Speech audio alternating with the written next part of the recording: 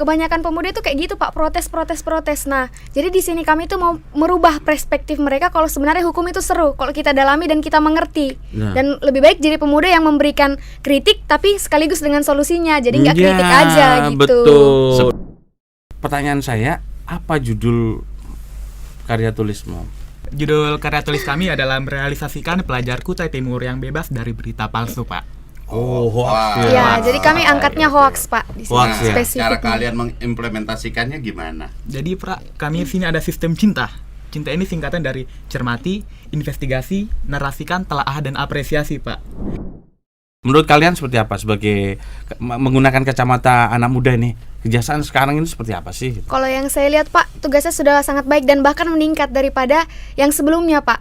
Kenapa kami katakan seperti itu?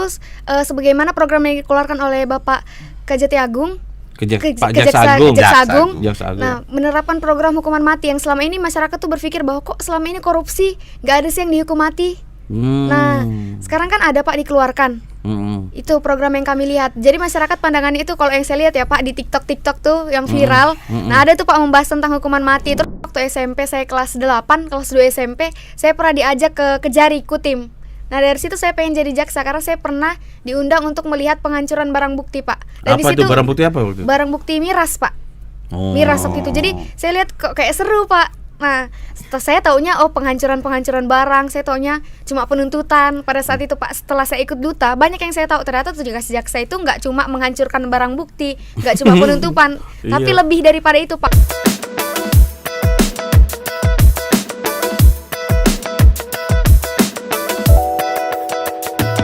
Sobat Adiaksa, dimanapun berada, kembali bersama kita kan selalu ada podcast kejaksaan menemani semua hari-hari selalu penuh cinta dan cerita.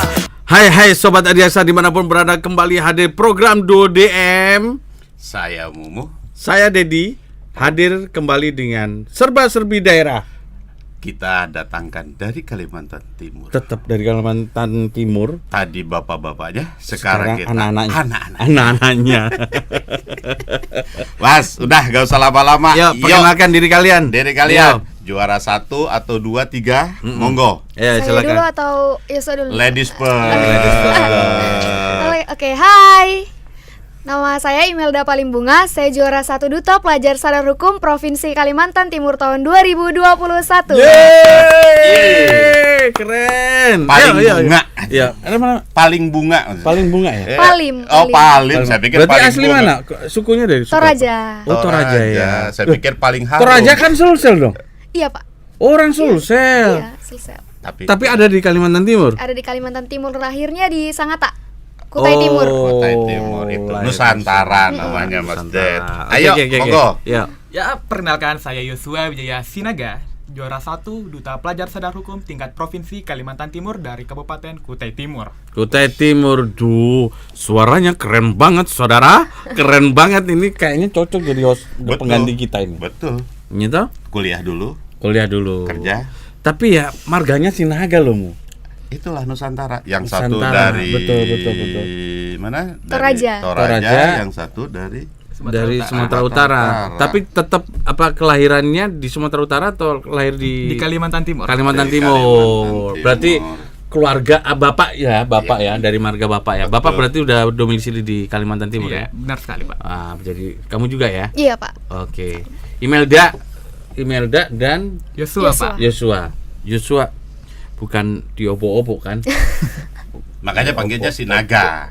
Oh bukan ya. Udah dewasa sekarang. Joshua aja lah. Dia lebih senang panggil Joshua. Joshua. Kalian itu terpilih sebagai juara 1 Duta Pelajar Sadar Hukum Kalimantan Timur ini, kok saya masih ragu ya, Mu. Dia ini sebenarnya kaliannya apa gitu? Tar dulu, kalian kelas berapa sih? Kelas 12 SMA. Setara dengan kelas 3. Kelas 3. Zaman kita dulu sama sih, udah belasan. Kelas 3 SMA dulu. Iya. Suka tawuran. Anak 90-an. Kalau kamu Joshua kelas berapa sekarang? Sama, Pak, kelas 12 SMA. Kelas 12 SMA. SMA ya? SMA. Nggak, ini kalian memang satu kelas, satu sekolah? Satu sekolah, Pak. Oh. Kan kalau dutanya ini per sekolah, jadi langsung per tim. Jadi pasang langsung. Oke.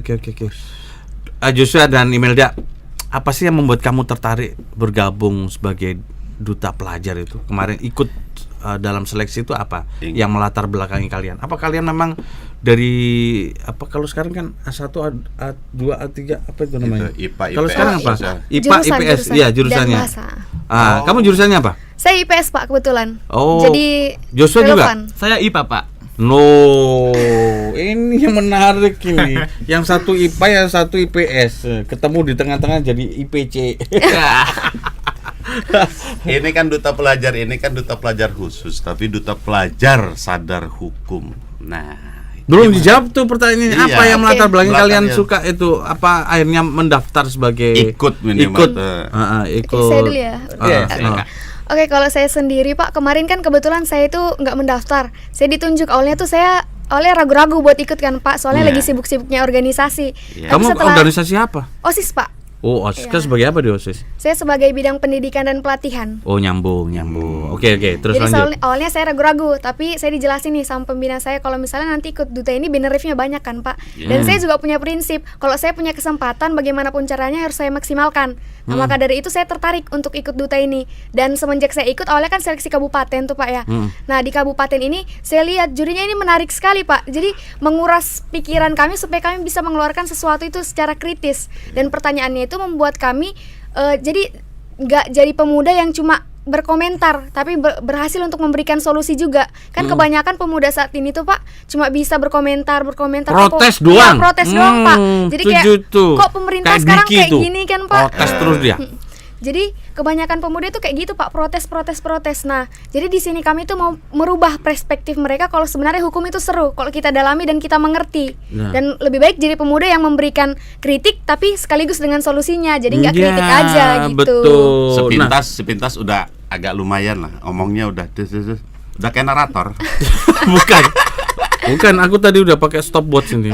Berapa detik dia per secondnya gitu Iya. kan. Dia layak untuk saat ini layak. Luar biasa, keren. Nah, itu alasan kamu kan. Beda, Nah, Joshua. sekarang Joshua deh. Gimana Joshua? Ya, kalau saya pribadi kan Pak, sama kayak pasangan saya ditunjuk. Ini pasangan duta. Kamu kan? jangan duta. Bukan yang lain, tidak ada yang lebih Pak. Oh, belum. Kalau belum. Yosua punya sendiri Tidak, dia Pak, Pak. tidak. Oh, Kalau tidak, bukan pasangan belum. hidup ada dia Pak di sana. Aduh, pengen jadi ABG lagi kita. Ya. Tapi selama belum ada janur melengkung, biasanya kalian masih bisa itu. Udah tanggung jawab kalian. Fokus. Beasiswa harus Belajar diselesaikan. dulu. Gak usah aneh. Pacaran gitu. Gimana? Gimana? Pertama, ini kan Pak sudah tahun kedua untuk di Kalimantan Timur. Iya. Pada tahun pertama saya sangat Kamu excited, ikut Pak. nggak yang kedua? Yang pertama ikut nggak? Yang pertama Pak, sebenarnya kami ikut Pak, cuman karena ada kesalahan teknis jadi kami terdiskualifikasi Pak. Apa kesalahan teknisnya, jelasin dong. Ya, kalau yang saya tahu sih Pak ada salah berkas gitu Pak, karena kan seleksi paling awalnya itu Pak seleksi berkas Pak. Jadi karya tulis kami itu nggak terkirim Pak ternyata. Telat. Iya. Informasinya. Nah, sekarang gini, apa saja tahapan yang ditentukan oleh panitia? Tahapan itu tukan panitia awal kabupaten itu Pak. Jadi kalau kabupaten ini ada namanya karya tulis. Jadi dari semua sekolah wajib mengirimkan 3 perwakilan maksimal. Itu 3 karya tulis perwakilan itu tim. persorangan atau per tim Pak. per tim? Iya, langsung. Oke. Jadi Nah, buatnya berdua. Oke, pertanyaan saya, itu tahapan pertama ya? Iya Pak. Terus tahapan kedua? Tahapan kedua itu presentasi. Jadi dari semua kabupaten Mempresentasikan tulisan kalian? Iya, Oke. diambil Di 10 aja hadapan. di hadapan juri. Juri ya. Nah, terus berikutnya? Kami ada juga menari TikTok Pak, TikTok budaya. Oh, TikTok budaya. Jadi TikTok budaya itu Pak, lagunya itu lagu TikTok tapi gerakannya gerakan budaya. Jadi kan kebanyakan sekarang tuh Pak kayak yang joget-joget biasa aja. Iya. Juga Nah, seksi lah, ya. joget seksi. Ini nggak ada seksi-seksinya kan? Iya, nggak ada dong Pak. Terus. Nah, Jadi terus? diganti dengan budaya tapi musiknya tetap TikTok. Jadi asik gitu Pak. Ada unsur budayanya, ada unsur milenialnya gitu. Nah, waktu itu kamu TikToknya nanti kita tunjukin ya. Share Kasih TikToknya ya. Oke. Inilah TikTok. penampilan TikTok budaya Juara satu. Gitu. Ting muncul nanti. Nanti diselain ya, Dwi. Oke. Itu tahapan yang ketiga. Tahapan keempat apa? Keempatnya sudah Pak, selesai di situ masuk ke provinsi ya kemarin. Iya. Nah di provinsi itu mainnya best practice Pak sudah. Jadi dari karya tulis ini kan awalnya cuma sekedar karya tulis Pak. Nah, di provinsi dihasilkan sebagai best practice. Jadi gini, lu ngomentari tentang isu hukum, terus kemudian lu memberikan seleksi solusi dengan best practice itu. Oke. Nah, sekarang pertanyaan saya, apa judul karya tulismu? So mungkin bisa dari tadi saya terus ini Pak. Ya. Judul karya tulis kami adalah merealisasikan pelajar Kutai Timur yang bebas dari berita palsu, Pak. Oh, hoax. Ya, jadi kami angkatnya hoax, Pak. Di sini Hoax, ya. Cara kalian mengimplementasikannya gimana? Jadi, kami sini ada sistem cinta. Cinta ini singkatan dari cermati, investigasi, narasikan, telaah dan apresiasi, Pak. Jadi di sini sebentar satu-satu dulu. Kok banyak sekali. Cintai. Cinta. Pertama, cermati. Terus investigasi, N-nya narasikan, T-nya telaah, dan A-nya apresiasi. Oh, cinta ya. Semua berita atau hanya isu-isu remaja? Semua berita, Pak. Semua berita. Tapi pasti yang beredar paling seputar remaja itu, Pak. Iya. Yang viral. Bukan, ini kan menarik nih email dan ini didaftarkan. Berarti kan bukan dari keinginan pribadi awalnya. Terus sekarang apa yang kamu rasakan setelah terpilih? Sekarang yang saya rasakan itu ternyata peraturan itu seru, Pak. Kalau kita dalami, hukum itu seru sebenarnya. Kan masyarakat ini kebanyakan berpikir bahwa hukum itu tumpul ke atas, tajam ke bawah. Nah, itu ternyata mereka yang belum mengerti. Kalaupun ada aparat yang membuat perspektif masyarakat itu seperti itu kan hanya sedikit, Pak. Masih banyak orang-orang yang jujur. Nah, saya merasakan itu. Dulunya saya berpikir seperti itu juga, Pak, sebelum bergabung sebagai duta ini. Tapi setelah bergabung seperti menjadi duta, nah perspektif saya mulai berubah. Nah, itu yang ingin saya bagikan kepada mereka supaya pandangan mereka terhadap hukum itu juga berubah. Karena hukum gak akan berjalan ketika masyarakat itu tidak paham kalau ada undang-undang yang mengatur tentang itu, Pak. Iya, betul. Perspektif masyarakat memang bisa diarahkan. Iya, bisa diarahkan. Lancar. Kalau nggak gitu gak jadi duta pelajar.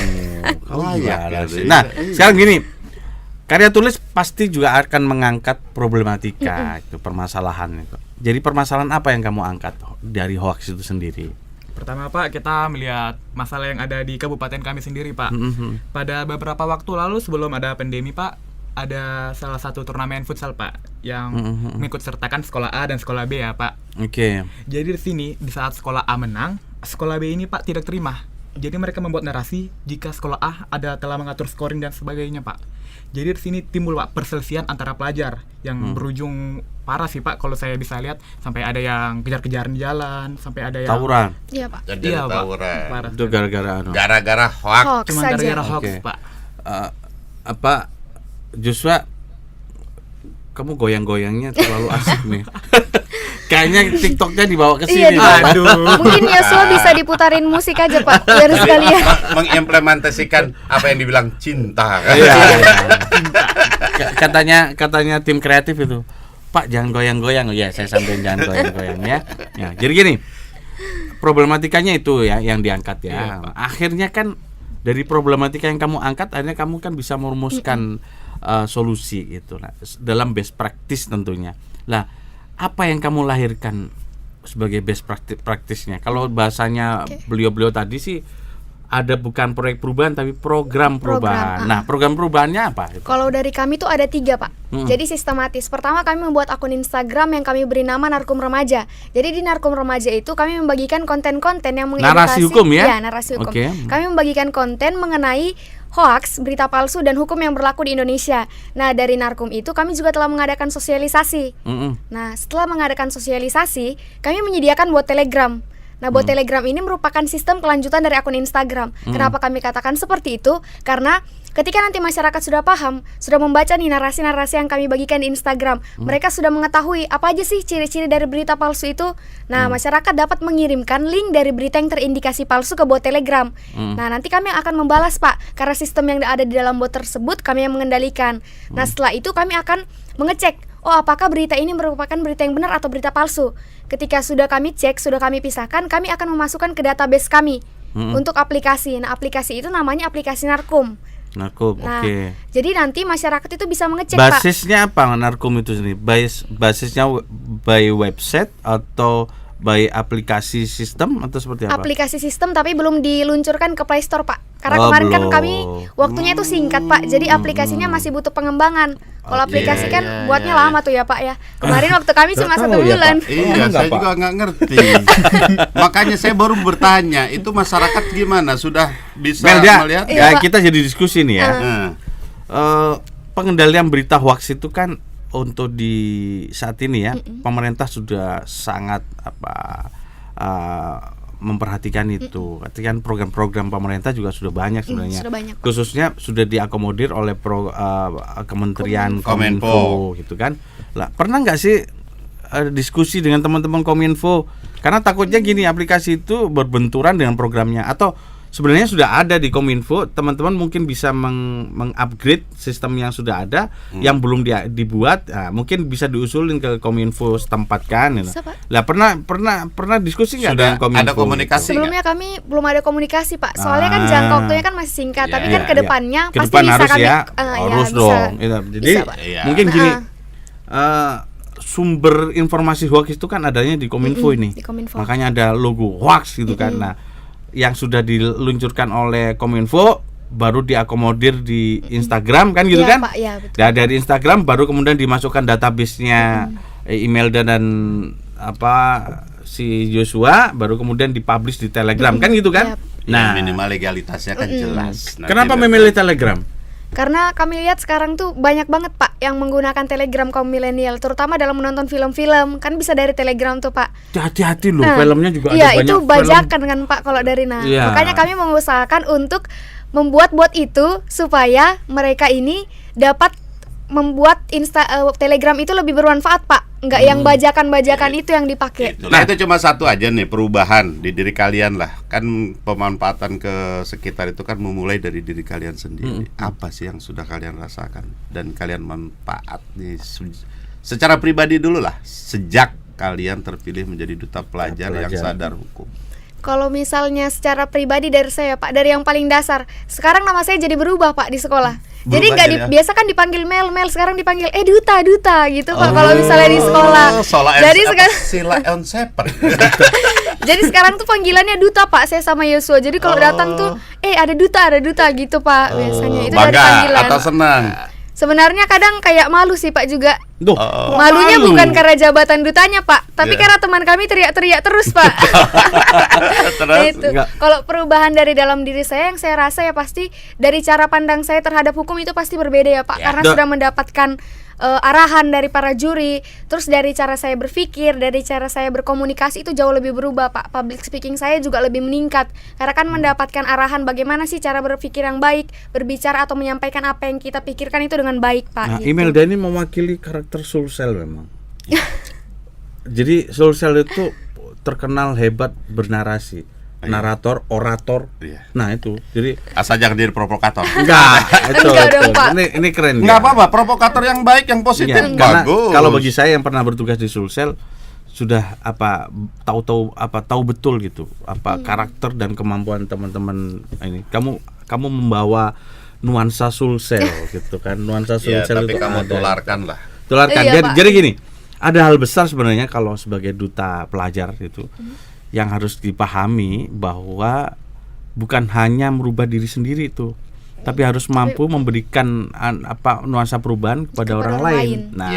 Nah, itu yang harus kamu rasakan. Nah, tingkat kenakalan remaja di sekolah kamu itu tinggi nggak sih?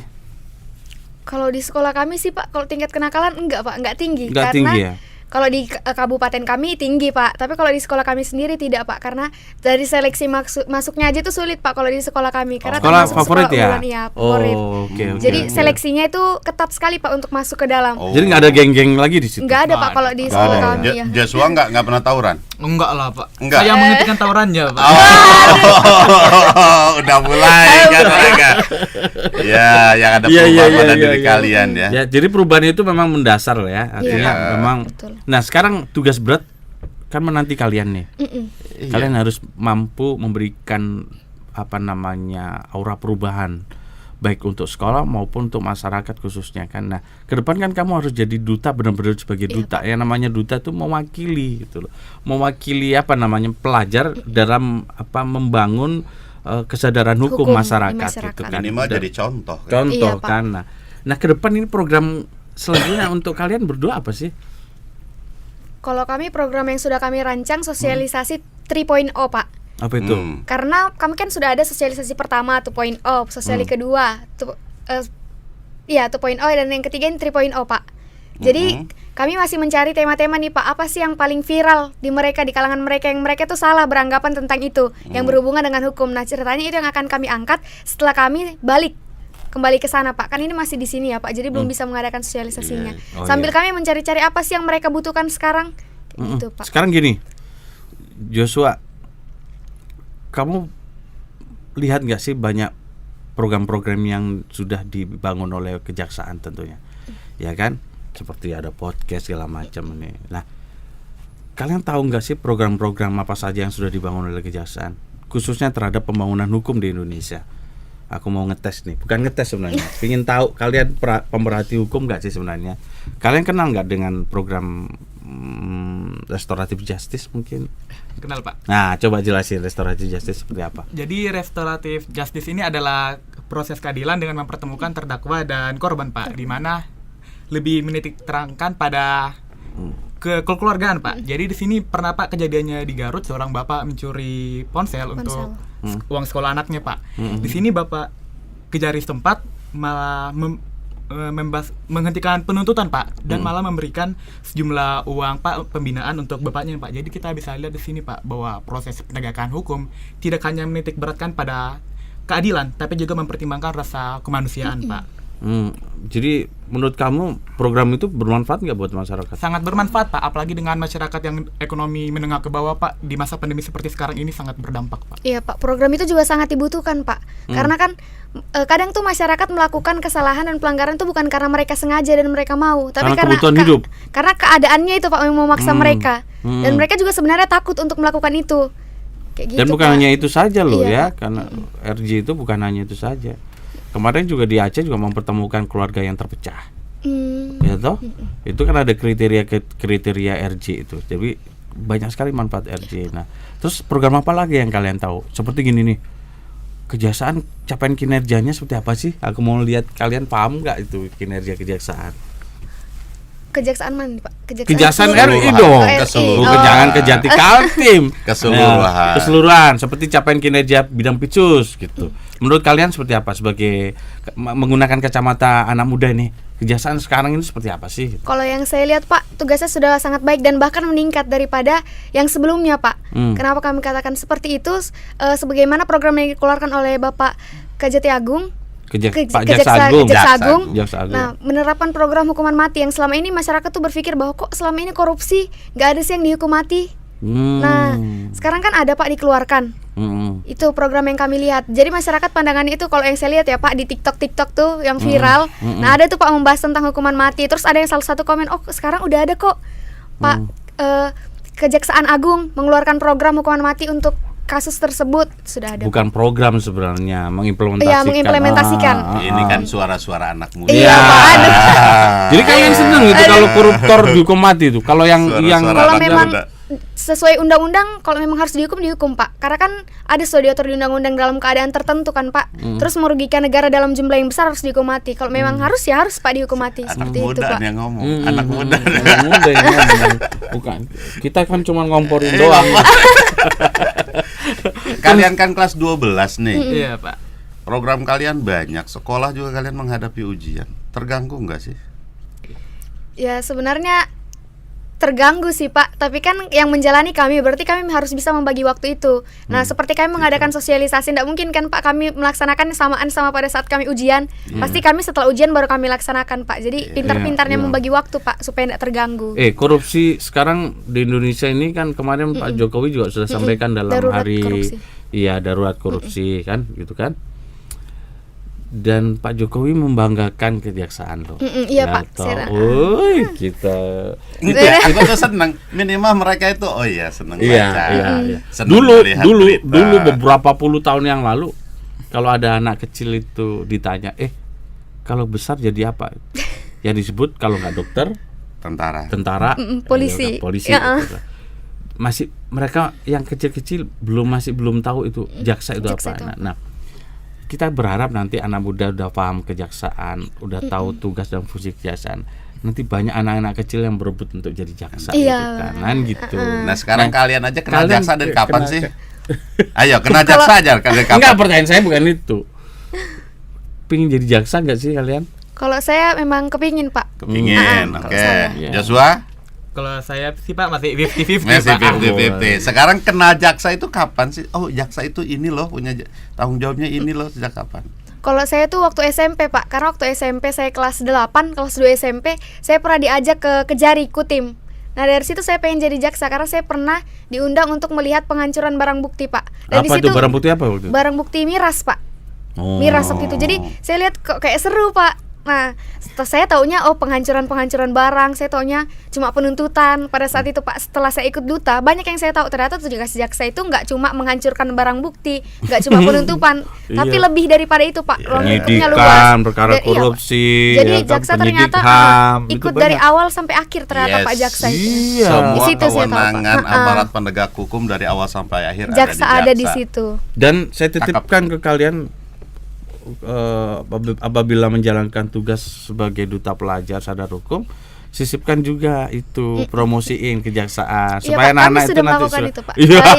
Di sosialisasi kami yang pertama membahas tentang itu Pak. Iya dong. Tentunya gitu. Dengan bahasa-bahasa mereka. Kan? Nah sekarang gini, solusi praktis tadi hoax ya, itu memberikan informasi ke publik, memberikan pelayanan informasi ke publik bahwa mana sih informasi-informasi yang hoax dan mana yang bukan gitu kan. Nah kira-kira harapan kamu atau mungkin strategi kamu supaya meminimalisir berita-berita hoax itu sebenarnya seperti apa?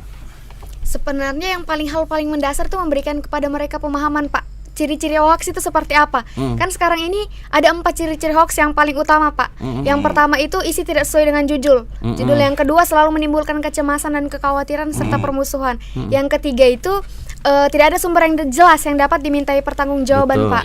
Nah dan yang terakhir itu selalu mengandung unsur kekerasan Pak. Nah di situ masyarakat itu kita harus berikan pemahaman secara sistematis. Makanya kami suka membagikan konten-konten di akun Instagram kami supaya banyak yang lihat Pak. Nah kayak mana caranya supaya akun Instagram itu banyak yang lihat? Dengan kami mengadakan sosialisasi. Jadi ketika kami mengadakan sosialisasi, kami promosikan di situ Pak. Tapi gini. Materi materi pemberitaan, materi postingan di medsos segala macam.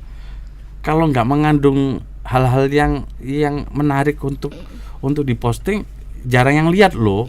Tapi kalau di postingan tuh beritanya yang judulnya nggak sesuai dengan isi itu kan banyak sampai sekarang. Media pun banyak yang begitu kan, supaya orang membuka materi itu. Nah, berbau provokatif. Nah, bagaimana caranya kamu menyusun konsep materi narsum yang menarik untuk dilihat oleh masyarakat? Seperti apa strategimu? Kan kalau biasa akun Instagram tuh berantakan ya Pak. Nah itu yang malas buat remaja itu baca. Dan warnanya itu terlalu monoton Pak. Jadi kami itu ya akun Instagram kami lebih mengarah kepada feeds. Coba Instagrammu apa sih?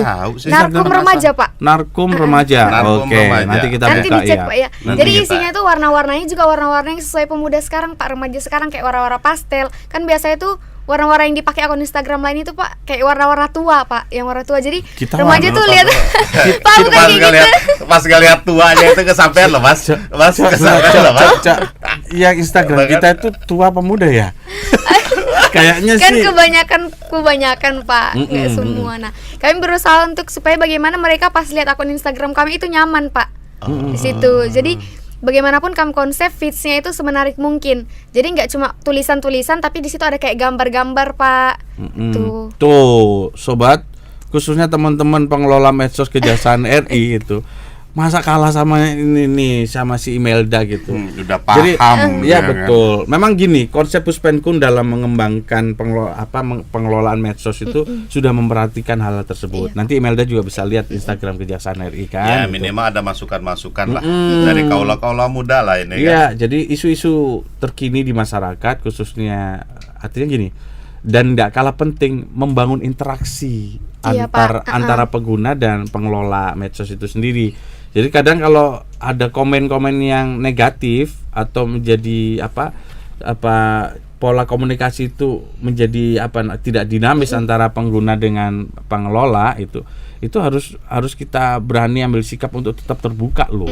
Kadang kan komennya pedes-pedes juga Pak, tuh. Pedes-pedes kita harus tahan untuk itu. Jadi rawit kalah sama netizen ya. Nah iya, netizen itu adalah segalanya kalau di Indonesia, netizen 62. Ya, nah, kira-kira respon atau engagement masyarakat terhadap media kamu sendiri seperti apa? Artinya followernya banyak, yang komen banyak atau seperti apa? Kalau dari kami yang komen nggak terlalu banyak sih Pak.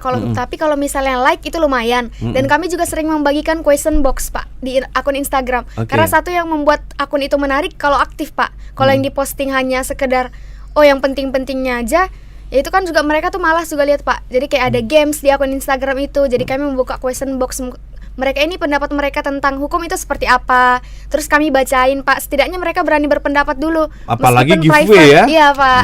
Tapi kami belum pernah sih Pak kalau giveaway. Mungkin lain kali dicoba Pak, kalau sudah ada dananya nih.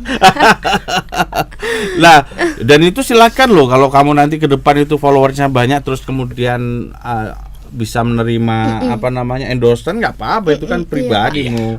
Ya toh, nggak kesalahan, nggak dilarang gitu. Nah, jadi strateginya yang lebih real dong, apa dok, supaya masyarakat, coba sampaikan ke publik nih, satu-satu nih, dimulai dari Bang Yos, sampaikan ke masyarakat. Hai masyarakat, apa kira-kira pesannya supaya terhindar dari hoax? Ayo silakan. Ya, teman-teman yang sedang menonton di luar sana, jika kita melihat sebuah berita, kita jangan langsung percaya. Jangan langsung percaya di sini, maksudnya kita harus menggunakan konsep yang telah kami rumuskan tadi, cinta. Kita harus pertama cermati. Cermati itu bagaimana? Kita harus dalam membaca berita itu harus cermat dalam memperhatikan setiap isinya. Kita harus bisa memahami setiap makna kalimatnya. Lalu ada investigasi, kita harus mampu menelusuri kebenaran dari berita yang kita baca tersebut. Nah, lanjut ke narasikan. Jika berita tersebut benar, kita harus infokan kepada orang lain, berita ini benar. Dan sedangkan jika berita ini hoax, kita juga harus kabarkan, jangan ya, berita ini nggak benar. Lalu ada yang keempat adalah, saya potong dulu ya. Nah, ini menarik nih. Seberapa intens kamu nanti dalam menangkal berita-berita hoax itu sendiri? Kan berita hoax yang masuk lebih banyak nih daripada berita yang benar. Nah, ini apa strategi kamu untuk itu? Ya, kalau sebenarnya ini Pak bukan hanya kerja kami saja, kami juga bergantung pada orang-orang yang menggunakan jasa kami Pak di bot ini Pak. Jadi kan Pak, di sini selain kami yang mencari web dari hoax itu sendiri, kami juga mendata Pak dari hoax yang telah terlaporkan dari bot tele itu Pak. Jadi di sini tidak hanya peran kami, tapi kami juga membutuhkan dukungan dari masyarakat luar sana. Ya, Pak. berarti kamu segera kolaborasi dengan Kominfo biar nanti bisa lebih efektif gitu. Nah, kalau Imelda pesannya apa?